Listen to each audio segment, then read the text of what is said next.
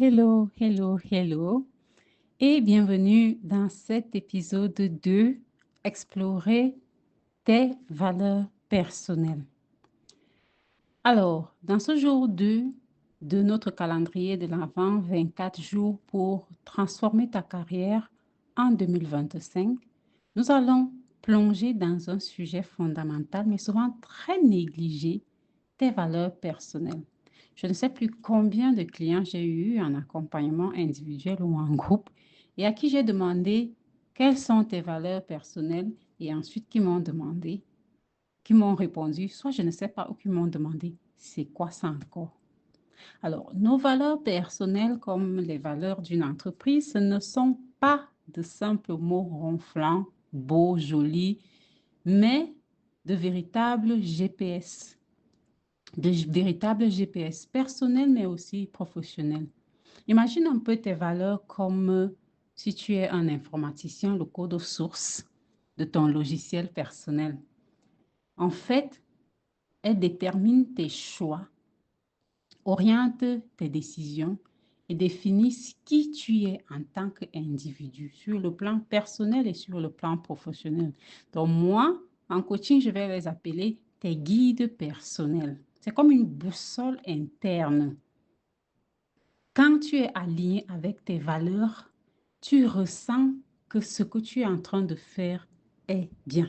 Un peu comme quand tu lis le livre de la Genèse et qu'on te dit que Dieu a créé le ciel, la terre, il a créé les animaux et puis il vit que c'était bien. Voilà, c'est un peu comme ça, c'est ce sentiment-là où tu fais quelque chose, tu prends une décision et tu as l'impression que c'est bien. Ce n'est pas en termes de bien ou de mal, mais que, en fait, c'est aligné. C'est aligné avec qui tu es. Et donc, pour toi, en fait, c'est une décision, c'est une action qui fait en sorte que tu es en paix. Donc, ça t'amène de l'énergie, ça te motive. Et quand tu les trahis, c'est-à-dire quand tu agis en dehors de tes valeurs, tu te sens vide, tu te sens frustré, tu te sens comme une fraude, tu te sens euh, mal. En fait, tu as l'impression de t'être trahi toi-même. Et donc, dans ta carrière, les valeurs vont jouer ce rôle-là, qu'elles vont guider tes choix professionnels, elles vont t'aider à choisir dans quel type d'entreprise tu vas travailler, avec quel type de personnes tu veux travailler, dans quelle mission, quel type de mission tu veux t'investir, pourquoi est-ce que tu veux contribuer. Elles définissent ta marque personnelle également. Qui est-ce que tu vas voir? Qu'est-ce que tu vas projeter comme image aux autres? Elles t'aident à prendre des décisions difficiles. Face à une décision qui te pose un problème, tu vas te demander à laquelle de mes valeurs, en fait, je suis en train de, je vais dire ça comment, laquelle de mes valeurs suis-je en train de violer. Ou serais-je en train de violer en faisant ceci? Ou laquelle de mes valeurs serais-je en train de respecter en faisant ceci? Ou encore, comment pourrais-je respecter celle-ci de mes valeurs en faisant ceci? Donc, elle t'aide à être authentique vis-à-vis de toi-même. Et donc, par exemple, si tu es une personne qui valorise, je vais dire, la famille, par exemple, tant que tu passes en famille avec tes amis et autres, et que tu choisisses justement de prendre une situation d'emploi qui fait en sorte que tu vas passer beaucoup moins de temps de qualité avec ta famille et tes amis, tu vas te rendre compte qu'après, tu te sens vidé, tu te sens frustré, tu te sens énervé, tu as l'impression que tu évolues en dehors de qui tu es. Et donc, c'est parfaitement normal parce que tu es en train de violer tes propres valeurs. Et donc, ils vont générer, lorsqu'elles sont respectées, de l'authenticité et de la confiance en soi et de la confiance dans tes décisions et tes actions. Alors, comment identifier tes valeurs? On en parle de long en large dans le livre J'ai ta carrière comme une entreprise au chapitre 2, donc la clé numéro 2. Mais ici, je vais te proposer un exercice en 3 étapes. Alors, tu as par exemple la technique des moments intenses où tu vas penser en fait à des moments où tu t'es senti vraiment vivant, fier, en harmonie avec toi-même. Ces instants racontent ton histoire en fait. Quelles valeurs se cachent dans chacune de ces histoires, dans chacun de ces moments?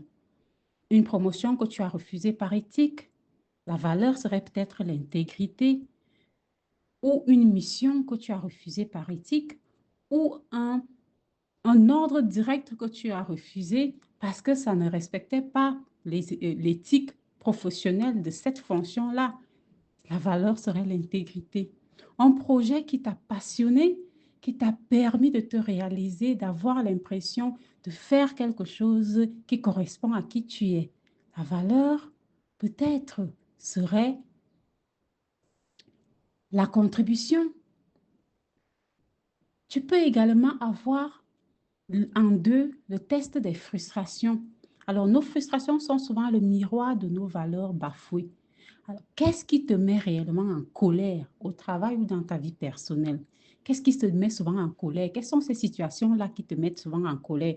Moi, par exemple, ce serait l'injustice. L'injustice et toutes les situations qui font en sorte que on bafoue les droits des employés ou que on piétine les personnes qu'on estime qu'elles sont moins hiérarchiquement importantes. Et donc, pour moi, la justice est une valeur très importante et l'humanité.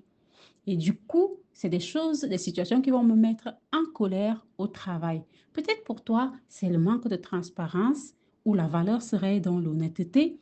On aurait par exemple un environnement trop cloisonné où chacun est focus sur ce qu'il doit faire et les gens cachent les informations. Peut-être la valeur pour toi serait dans la collaboration.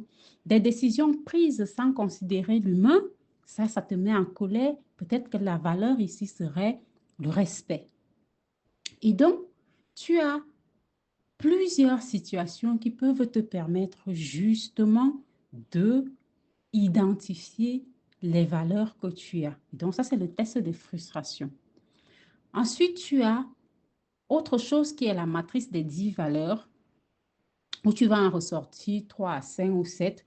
C'est un exercice que tu retrouves dans le livre et qui te permet tout simplement en fait de définir, de choisir dans une liste des valeurs à travers un exercice à plusieurs questions, d'identifier les valeurs, tes valeurs à toi. Et donc, quand tu as fini donc d'identifier tes valeurs, demande-toi, est-ce que mon travail actuel me permet d'exprimer ces valeurs-ci? Ou quelles sont les valeurs que mon travail actuel me permet d'exprimer? Mes projets sont-ils en cohérence avec ces valeurs? Comment puis-je les intégrer dans ma pratique professionnelle? Et donc, une fois que tu as fini de faire ça, rappelle-toi qu'être aligné avec tes valeurs, c'est transformer ton travail en mission, ta carrière en voyage épanouissant. Rappelle-toi que tes valeurs sont ta boussole, ton guide personnel. Ta vie professionnelle n'est pas une succession de tâches, mais l'expression de qui tu es vraiment. Alors, est-ce que tu aimerais justement connaître qui tu es et agir en fonction de qui tu es à travers tes valeurs?